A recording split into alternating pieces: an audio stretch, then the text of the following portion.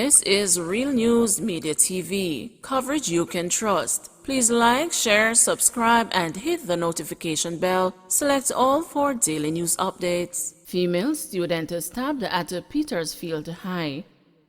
A student from the Petersfield High School in Westmoreland received treatment at hospital after a stabbing incident at the institution on Wednesday. She has since been released. One female allegedly removed a knife from her underwear and stabbed another female student during an altercation during the first session of school on Wednesday morning. Both students are said to be in grade 10. The remaining students were released from lessons at 10:30 a.m. after another fight ensued. This was diffused. A third incident took place outside the school grounds. This was also diffused by students. Parents were called in shortly after school was dismissed for an urgent meeting. Flow of illegal weapons into Jamaica on Prime Minister's agenda for Washington visit. Prime Minister Andrew Holness says the flow of illegal weapons into Jamaica is on the agenda of his working visit to Washington, D.C. in the U.S. The Prime Minister left the island on Tuesday. Speaking Wednesday morning in an interview with a television station, WUSA 9, Mr. Holness disclosed that other issues of national security and investments will be discussed with high-level officials. These will include lottery scamming, which he noted affects the United States heavily. We want to talk about energy and how we can partner to ensure that we have more renewables in our energy portfolio, and we want to talk about, of course, more investments and trade possibilities for technology transfer and human resource development, Mr. Holness added. He is scheduled to meet U.S. Vice President Kamala Harris at the White House on Wednesday. To deal with issues of lottery scamming and so forth, which affects the United States heavily.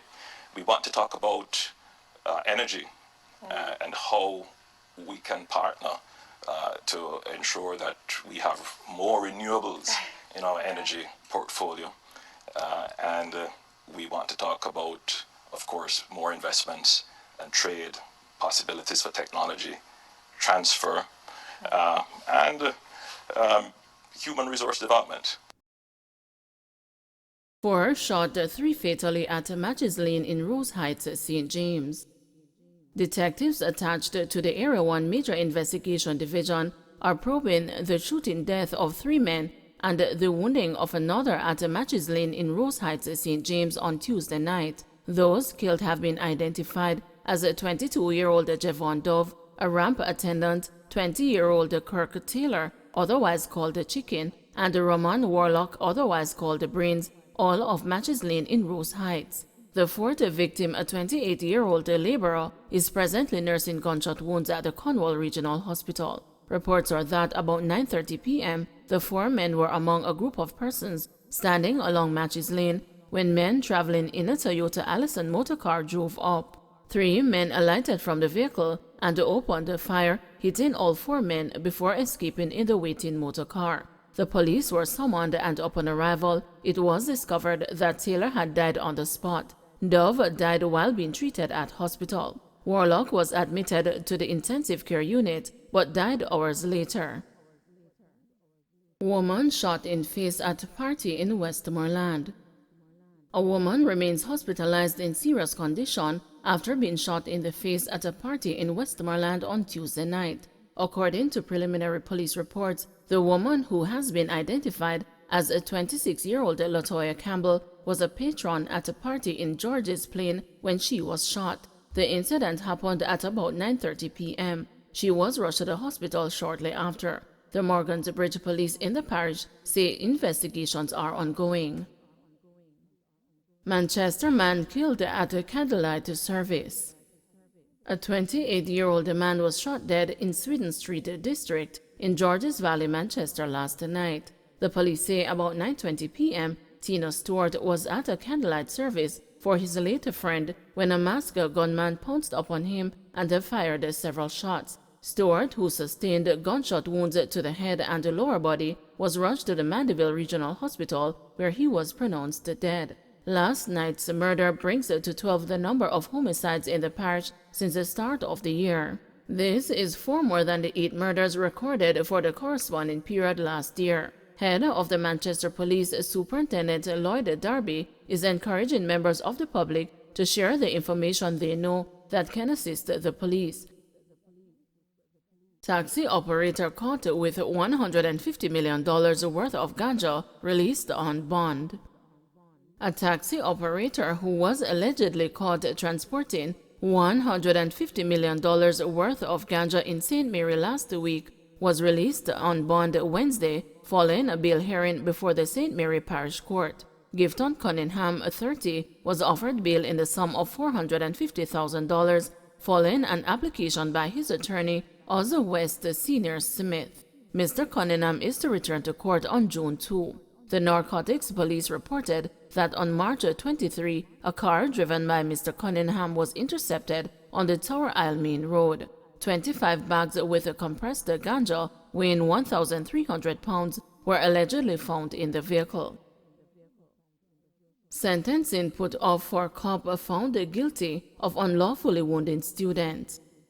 The sentencing of a police corporal convicted of unlawfully wounding a former female student of the Convent of Mercy Academy has been delayed. The victim was 13 years old when she was shot by the cop on June 30, 2016. When Corporal Kirk Hay appeared in the Kingston and St. Andrew Parish Court this morning, his bail was extended until May 12, 2022, when he is scheduled to return for sentencing. The court ordered that the antecedent report for Hay must be completed by the probation officer and served on the defense, Crown, and the bench on or before April 22.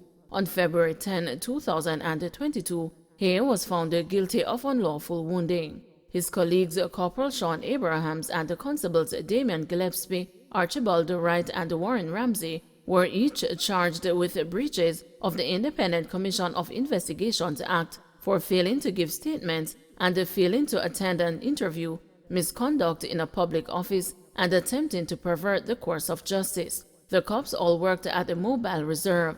While Hay was found guilty of unlawful wounding on Wednesday, the prosecution withdrew the charge of breaches of the Indicom Act against him and his colleagues. They were acquitted of the charges of misconduct in a public office and attempting to pervert the course of justice.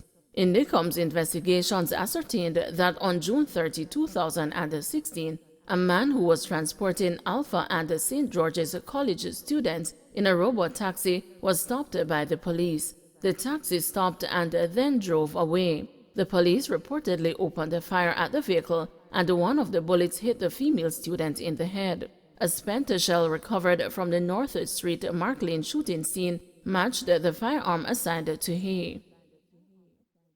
Squatters heartbroken as UDC destroys a settlement. A community of homeless people who captured lands owned by the Urban Development Corporation along Howard Cook Boulevard in Montego Bay, St. James, is without a place to lay their heads after their makeshift homes were destroyed by state authorities. The property is reportedly part of an expansion plan to develop a multi-million-dollar promenade from the cruiser terminal at the Montego Bay Freeport onto Jimmy Cliff Boulevard. Sharika Bernard, one of several persons who are now affected by the UDC's action, said she lost all her clothing and other personal effects and had hoped that the state agency would have been more lenient. We woke up and saw people from the UDC with an open back truck, and they just moved in and started to mash down our huts, then set fire to our clothes, said Bernard. According to Bernard, she has sought to make a living selling bait to fishermen along the seaside property bordering the Trumpet Call International Ministry and the River Bay Fishing Village. Quizzed about her future, Bernard was philosophical, telling the news that she would count her losses and move on. I am going back home to my family in Maroon Town. I am not prepared to lose anything else like this, she said. A fisherman who asked that his identity be withheld said that crime in his Norwood hometown had forced him to find a shelter at the property. I am living here because it is safer. When I go out at sea and come back, I sell my fish and just live peacefully here, he said. Meanwhile, other members of the public are praising the action of the UDC, arguing that the site was not conducive to human habitation. I am in support of the UDC. they must go find a place to live. These people, some homeless and others who have been squatting on the property, building thatched huts with tarpaulin and the nets all over the place, were not looking good, said Joseph Bernard, citing the settlement as a public health and environmental hazard. They can't live here. They have no bathroom facility and those things that come with a proper residential dwelling, he added. The UDC has been long concerned with the influx of illegal occupants on lands owned by the corporation, including in Catherine Hall, St. James. In response to a query from the news, the UDC said that multiple notices were issued to the unauthorized occupants of the lands in Catherine Hall as far back as 2018 and as recent as earlier this month. Many have complied with the notices by removing their temporary structures and the items prior to today's exercise, said a statement from the UDC. Today, in an operation, the corporation removed the remaining temporary structures. The UDC said that it remained committed to maintaining the assets vested to it by the government in a manner reflective of orderly national development. Don't forget to like, share, subscribe, and hit the notification bell. Select all for daily news updates.